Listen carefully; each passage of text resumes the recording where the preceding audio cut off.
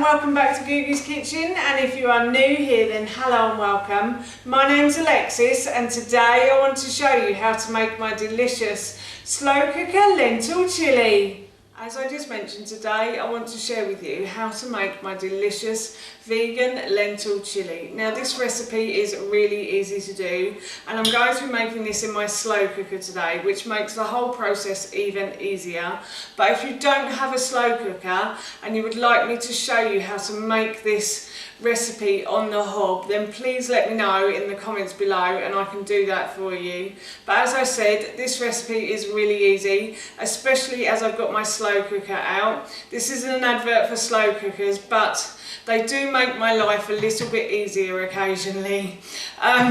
Yes, this is a really tasty meal as well, and if you're serving it to people who love meat, then I don't think they will notice the meat has gone, to be honest. The lentils are a replacement for the meat and they are delicious as well. And this is a really warming dish as well. It's actually very cold in the UK at the moment, so we're having a lot of slow cooker meals at the moment because they're always so warming and so yummy as well.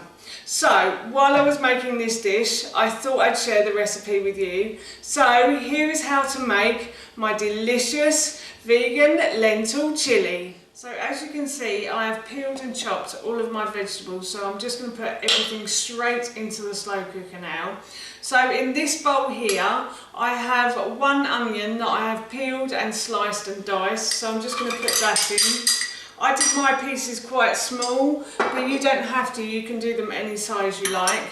And then I have also got one carrot and one courgette that I've peeled and sliced as well. If you have a fussy eater, my top tip is to grate them in, because then they don't notice they're in there. Normally I would do that, but I was chopping these last night, so I was a bit tired and just thought I'm going to slice them. And then in this bowl here, I have one small butternut squash that I have peeled, so I've removed the skin from, and some of the seeds as well, and then I just chopped it into like cubes, so 2 centimetre piece cubes. I've just chopped that in two, so I'm going to put that in as well. And then I'm going to add in my lentils. So I've got about 160 grams of red lentils here. You can add a few more or you could add a few less if you wanted to, entirely your choice. And I'm just going to mix all of those ingredients together, and then I'm going to put 1 teaspoon of ground coriander, so I'm just going to sprinkle this over the top like so. And then I've got 1 teaspoon of ground cumin as well, so I'm just going to put that in. And then I've got 1 teaspoon of ground ginger I'm going to put in as well. And these spices just give the chilli a really good flavour, I find. I quite like mixing and matching spices with chilli, I have to say. And I thought these worked really well with this chilli as well. And then I've got 1 teaspoon of ground sweet cinnamon here as well. And then I've got 1 teaspoon of mild chilli powder, but if you prefer your chilli spicier, then please feel free to put hot chilli powder into it. So I'm going to put 1 teaspoon of mild chilli powder in. I'm obviously serving this to a young man who's not so keen on spice, but he doesn't mind a little bit. And then I've got 1 teaspoon of oregano as well, or oregano as they say in America.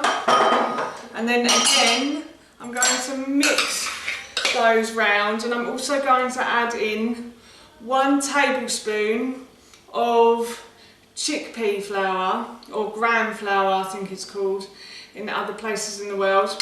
You can add plain flour. I have a gluten intolerance, which is why I'm using chickpea flour, but you could use rice flour as well if you have a gluten intolerance like me, or you can use plain flour or gluten-free flour as well, if you obviously the plain flour if you don't have a gluten intolerance.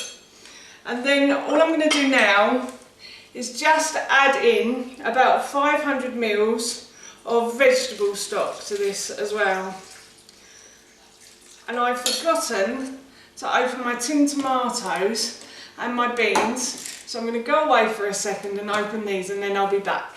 So finally, I'm going to add in my butter beans. Now you don't have to use butter beans if you don't want to. You could use red kidney beans, or you could use any type of bean you like. We just prefer butter beans in this house. I think my son prefers bigger beans and my husband prefers smaller beans, so I'm going to do bigger beans for this one today. And then in here I have, so this is like 1 tin of chopped tomatoes, so it's about 400 grams of chopped tomatoes. And I've just put these in and I'm just mixing them round in my crock pot. Just getting all of the chopped tomatoes out as I like to. Just get rid of that. And then in this bowl here I have 1 teaspoon of tomato puree as well.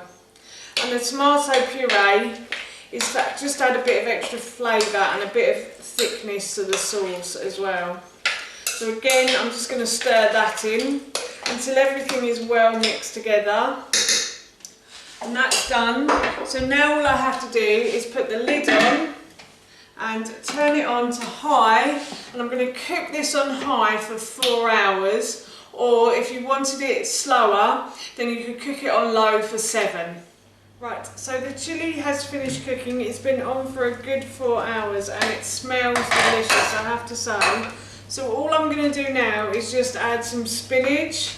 I always like to add this at the end and let it wilt down. Spinach doesn't need a long time to cook. It's a perfect vegetable if you want something quick and easy. So yeah, I'm just going to let this wilt down into my chilli, and then I'm going to serve myself some rice into this bowl here, like so, and I'm going to serve myself some chilli, and that is our dinner done. And it smells delicious. I'm really looking forward to this tonight. So that's how you make my delicious slow cooker lentil chilli, and that recipe I will link in the description box below for you. As I mentioned earlier, this smells delicious and I'm really looking forward to this for my dinner tonight. So for now, that's it from me. Thank you so much for watching. Please feel free to give me a big thumbs up if you enjoyed this video, and please feel free to leave any comments below, and please don't forget to hit that subscribe button. See you all soon. Bye.